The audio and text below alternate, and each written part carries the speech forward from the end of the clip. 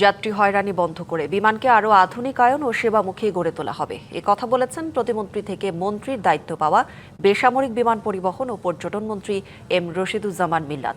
সকালে সচিবালয়ে নিজ দপ্তরে বিমানের ঊর্ধ্বতন কর্মকর্তাদের সাথে মতবিনিময়ে তিনি এ কথা বলেন।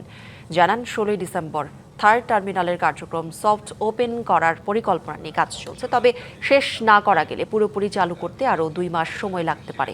এছাড়া ডিসেম্বরের মধ্যে আরও 10টি বোয়িং লিজ নেয়ার পরিকল্পনা রয়েছে বলেও জানান তিনি। নিউ ইয়র্ক ও মধ্যপ্রাচ্য সহ আরও নতুন নতুন রুটে ফ্লাইট চালু করার পরিকল্পনা করছে সরকার।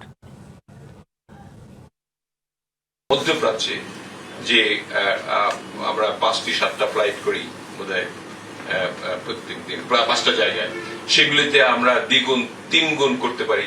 এয়ারক্রাফট শর্টের জন্য করতে পারছি না, আমরা হয়তো খুব তাড়াতাড়ি এয়ারক্রাফটগুলি আমরা নিয়ে আসবো। 16 ডিসেম্বরে সফট ওপেনিং হলো করব, এটা দিয়ে আমরা এখন স্ট্রিক্ট রয়েছি।